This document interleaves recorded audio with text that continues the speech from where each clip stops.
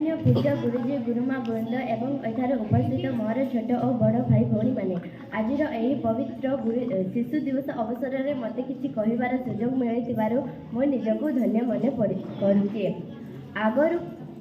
आगरे पड़ी पथ बहु दूर आहुरी केते जे बाकी चली न पड़ी थकी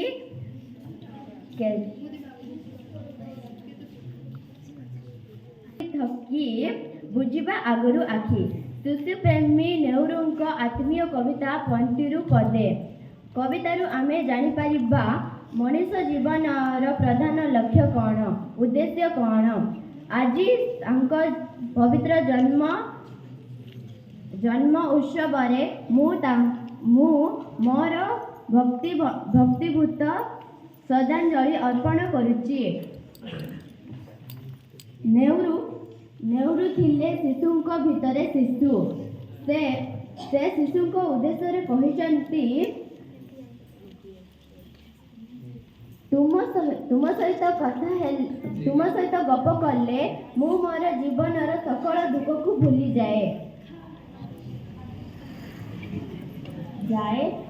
जाए बार्धक्य। शिशु माने होचंती आम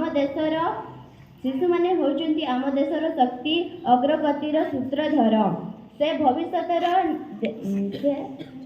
भविष्यतर नागरिक और देशर वर्णधार रूपे प्रतीयमान होइथांती।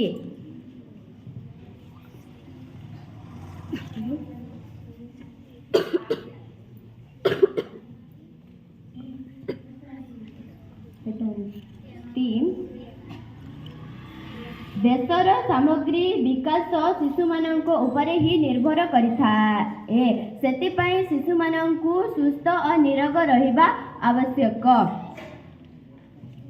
स्वाधीन भारतर प्रथम प्रधानमंत्री पंडित जवाहरलाल नेहरू शिशु मानकु बहुत भल पाउथिले। से तांको मतरे जदि वर्तमानर शिशु मानकु उपयुक्त यंत्र नहीं उचित ज्ञान उचित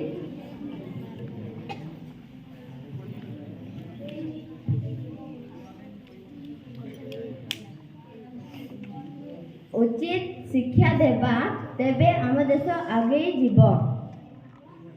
से 1899 मसीहा नवेम्बर 14 तारीख दिन अलाहाबाद आनंद भवन रे जन्म ग्रहण करथिले। तांको पितांको नाम थिला मोतीलाल नेहरू और तांको मातांको नाम थिला सुरूपा राणी। 1964 मसीहा मे 27 तारीख रे मध्याह्न समय रे सही महान व्यक्ति को देहांत होइथिला। पिला माने श्रद्धारे तांकु चाचा नेहरू बोली डाकुथिले। सही महान व्यक्ति को संकल्प नहीं हमें समस्ते सही महान व्यक्ति को संकल्प नहीं सर्वदा पितामाता को और गुरुजी मानकु सम्मान करिबा। एतिकी कही मोर व्यक्तव्य शेष करछि। जय हिंद जय भारत।